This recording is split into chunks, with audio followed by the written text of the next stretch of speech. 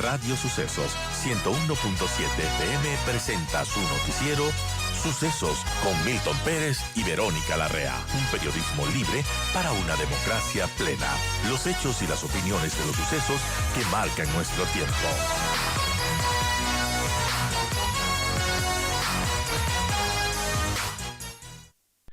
Hola, Vero, amigos, gracias por continuar, son las 8:24, vamos a hablar con Francisco Serrano, hijo de Nelson Serrano.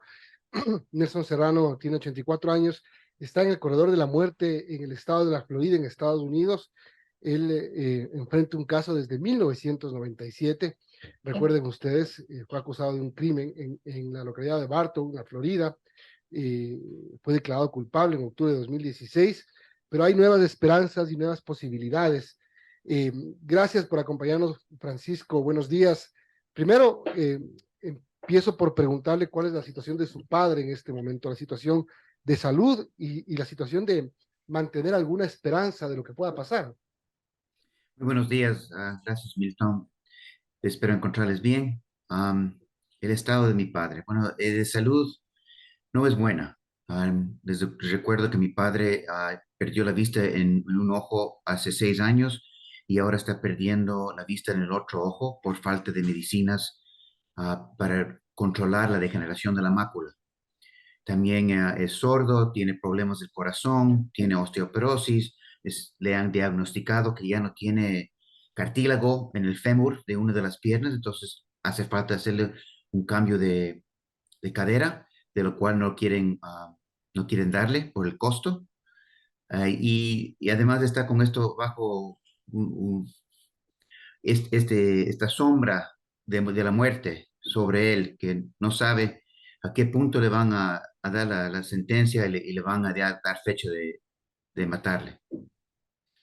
Y esa parte es sumamente fuerte, pero lo que estamos ahorita con mi padre, con gran conversaciones, es la parte de quedarse ciego.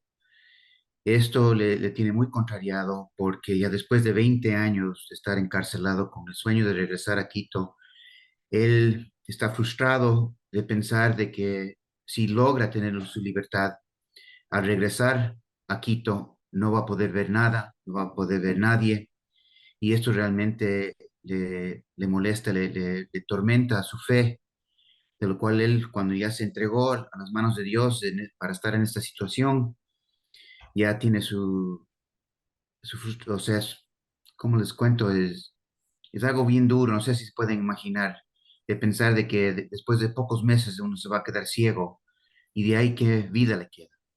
Con mi padre estamos en gran conversación sobre de que aún queda cosas que él puede disfrutar al llegar a Quito, el escuchar y estar con la gente que él ama, de probar la comida tan buena que tenemos, o sea, en esto estamos con él, pero es una parte, él está débil espiritualmente ahorita y como nos falta más apoyo, más acción para poder lograr su libertad, esto también a los 84 años le ve este túnel que él anda bien oscuro. Um, esa es la parte física, mental, espiritual que está mi padre, que estamos pasando. En la parte legal es la parte que es dura también, porque el estado de la Florida está haciendo todo lo que puede, y como ellos controlan todo, para no dejar a mi padre ser resentenciado. Y al cumplir con esa resentencia, él ya nos podríamos ir a la Corte Federal, en donde ahí ya podríamos entregar a ese juez todas las pruebas que está ahí, que comprueba definitivamente su inocencia. Los testimonios el testimonio del asesino, el ADN, de todo lo que se escondió en las cortes locales de la Florida para poder lograr su libertad, igual como se ha logrado en otros casos.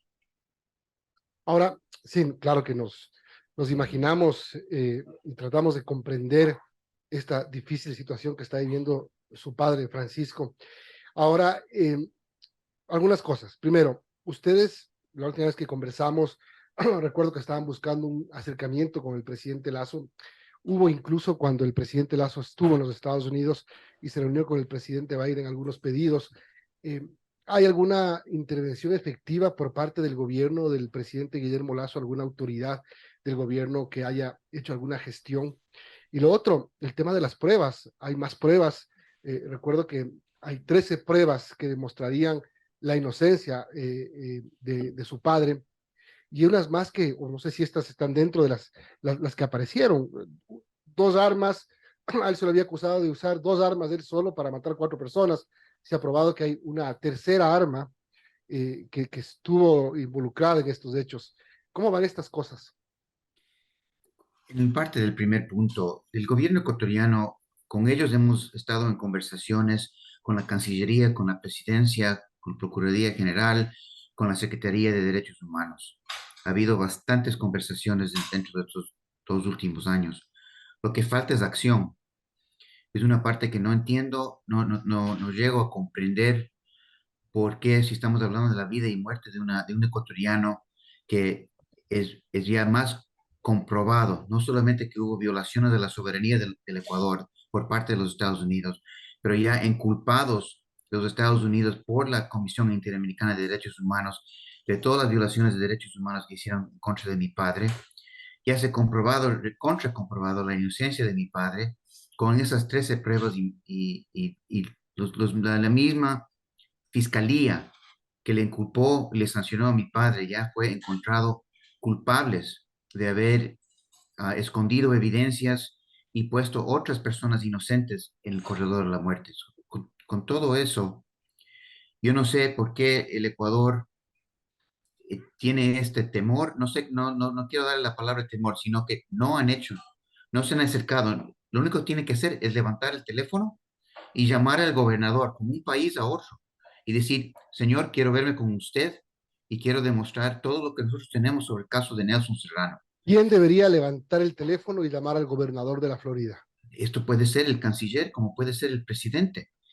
O sea, esto se ha hecho en las otras administraciones. Con cada vez que ha habido un nuevo gobernador en la Florida, el Ecuador se ha pronunciado, ha hecho reuniones con ellos en Tallahassee para demostrar todas las evidencias sobre todos los cargos en contra de los Estados Unidos.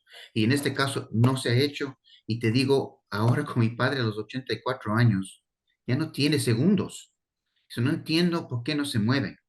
Y esa ¿Y es la parte donde ahorita por qué cree estamos. que no se mueve? ¿Usted ha obtenido algún compromiso por parte de algún funcionario del gobierno de hacer esa llamada? Todos se han comprometido, la Cancillería, todos se han comprometido en hacer algo. Y yo les creo, o sea, yo sé que son sinceros en su querer, en ayudar. Yo sé que el corazón se les parte al escuchar esta historia de mi padre y mi corazón yo creo que ellos quieren hacer algo. Pero ¿por qué no lo hacen y no lo hacen ya? Yo no tengo ideas, pero yo sí sé una cosa. Si esto fuera su padre, su hermano, su primo, cualquier familiar, ya hubieran llamado, ya hubieran estado presentes, igual como han estado presentes los gobiernos de Italia, Inglaterra y España, cuando sus ciudadanos han estado en la misma situación. Son las 8:32. Estamos conversando con Francisco Serrano, hijo de Nelson Serrano. Francisco, buenos días. Y sobre el caso de su padre, además de esta llamada que podía ser del canciller o de alguien representante del gobierno ecuatoriano, ¿qué otras acciones se podrían hacer para que la justicia estadounidense revise y se pueda presentar estas nuevas pruebas que evidencian la situación de inocencia de su padre? ¿Qué hace falta o qué otras acciones podrían tomarse? Imagínate que les cuento el caso de Enrico Forti, un italiano que estaba en Miami, le inculparon de un asesinato. Los Estados Unidos le agarró, le puso en la cárcel y le dio pena de muerte. Italia no se dejó cansar de seguir golpeando puertas y haciendo llamadas por teléfono hasta que por fin, al analizar este caso, lograron hablar con el gobernador y con el Departamento de Justicia para lograr la transferencia de su custodia a Italia. ¿Qué es lo que falta aquí? Faltan las llamadas, las golpeadas, la defensa de los ciudadanos, que es el deber del gobierno ecuatoriano. Y imagínate que nosotros tenemos el apoyo de la Comisión Interamericana de Derechos Humanos, el apoyo de las Naciones Unidas en esto. Italia, ni Inglaterra, ni España tuvieron ese tipo de apoyo. Ahora, ustedes lo que necesitan o lo que se necesita es que se produzca este acercamiento y este oficio del gobierno para conseguir una audiencia de resentencia, ¿verdad? y luego de eso se pasa a un proceso de habeas data. Lo es. Y el problema es que no podemos irnos a la Corte Federal hasta que se cumple la sentencia, que es un procedimiento estatal. Lo mismo pasó con Enrico Forti. No le querían dar la sentencia para que no pueda ir a la Corte Federal y presentar todas las evidencias que comprobaban su inocencia. Es igual lo que está pasando ahorita, sino que esto ya son 4 años, son 5 años ya, perdón. En el 2017 mi padre tenía que haber sido resentenciado y las cortes aquí de la Florida no lo han hecho. Entonces, es un proceso, les cuento, simple, es un proceso, no es nuevo, es algo que el gobierno ecuatoriano ha hecho cientos, sino miles de veces en esta transferencia de custodia de ecuatorianos. Cuando uno lee el libro de Oscar Vela, Francisco, yo por lo menos me quedo pensando en las, no sé si es que son fallas por parte de la justicia de la Florida, de la Administración de Justicia de la Florida, porque es extraño todo el procedimiento violado, todas las pruebas no acogidas y toda la celeridad que le impuso la Fiscalía para acusar a a Nelson Serrano. ¿Usted cree que son casos de omisiones? ¿Es un caso de omisiones? ¿Es un caso de mala administración de justicia? ¿O se buscaba encubrir a alguien? Esto no es error. Yo sé que hay un pensamiento de que la justicia americana es uno de los mejores de los Estados Unidos y les cuento que hay miles, 10 miles de casos aquí en los Estados Unidos de exonerados, inocentes exonerados por la justicia americana. Lo que les cuento esto es que en los Estados Unidos esto no fue omisión, no fue error, esto fue con intención. Y les cuento por qué. Aquí el alguacil, el fiscal y el juez son elegidos. Cuando estos homicidios ocurrieron, mi padre y como yo nos fuimos investigados como locos, hasta todo. Después de 3 años vieron que no fuimos nosotros y no pudieron encontrar el culpable. El caso se fue frío. Pero ¿qué es lo que pasó? El fiscal de distrito estaba por ser reelegido y su propio partido republicano dijo no. Si usted no pudo resolver el peor caso de la historia de la Florida Central, vamos a tener que poner otra persona. Y ahí es cuando milagrosamente asoman estas huellas digitales. Ellos bajan en contra de todas las leyes, le secuestran a mi padre, pagando coimas y usando a Jorge el Pasto Peñarrera de la Embajada Americana, tanto como a Víctor Olmedo. Y usaron a ellos para secuestrar a mi padre y traerle acá. Se fueron a esos puntos porque necesitaban resolver este caso. Y mi padre era el perfecto, el latino, lo cual le llamaban el mexicano, en un sitio bien racista, en donde estos homicidios ya estaban 9 años de estar cansados de esto. Entonces él era el más fácil de inculpar y así lo fue. Son las 8:37. Seguimos conversando con Francisco Serrano, hijo de Nelson Serrano. Ahora, Francisco, usted también mencionaba acerca de nuevas pruebas. ¿Qué puede comentar sobre eso en un resumen corto de lo que ha sido el caso de su padre? Bueno, les cuento con el ADN, por ejemplo. Hay un guante de plástico que se le encontró bajo la fiscal, una de las víctimas. En ese guante de plástico todo el mundo está de acuerdo. Fue usado por uno de los asesinos. Ahí estaba el ADN de otra persona. Y eso ya fue, también están de acuerdo, que el ADN de la palma de este guante no era de mi padre, excluía a mi padre. Esa evidencia es de uno de los más fuertes, el segundo más fuerte, es de una de las personas que estaba ahí presente durante los asesinatos. Él, meses después del homicidio, en el año 98, él llama al FBI y les dice, yo sé quién mató a esa gente en Barton. Y él da un detalle que no era público, de dónde empezó los balazos, cómo murieron las personas, cómo ocurrió esto y el otro, de un detalle que no podía haber sabido sin haber estado ahí. Ese testimonio escondieron, tanto como el ADN, escondieron los fiscales ante nosotros y la defensa y el jurado. Si no fue después, estamos hablando de años después, que descubrimos eso, a más del tercer arma, a más del ADN que no se comprobó en los puchos de los cigarrillos, las huellas digitales que hasta ahora ni siquiera prueban. 13 huellas digitales encontradas en la escena del crimen que hasta ahora no comparan con la base de datos estadounidense. ¿Ustedes, Francisco, han tenido algún tipo de acercamiento, de contacto con el gobernador de la Florida, Ron DeSantis? Yo he hecho bastantes intentos de poder reunirme con él, no quiere.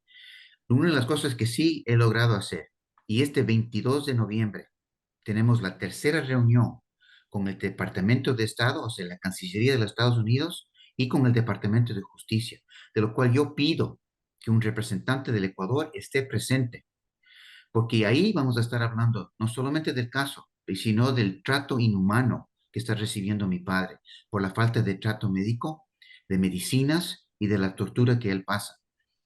Yo creo, los de Estados Unidos hasta ahora, en los otros dos mites no nos han hecho caso, realmente completamente fríos y diciéndonos que no es su responsabilidad. Yo quiero que el Ecuador esté ahí presente para que ellos escuchen por primera mano en la forma que Estados Unidos está tratando este caso. Bien, este ha sido un llamado por parte de Francisco Serrano para que alguien del Ecuador, para que el Estado ecuatoriano tenga una acción mucho más efectiva y activa en este caso que está en una recta importante. Y recordemos además que Ron DeSantis, republicano, suena inclusive como precandidato a la presidencia de los Estados Unidos por el Partido Republicano para las próximas elecciones. Es un tema no menor, es un tema que merece que los ecuatorianos estemos pendientes. Francisco, gracias por acompañarnos y mucha suerte en esta lucha.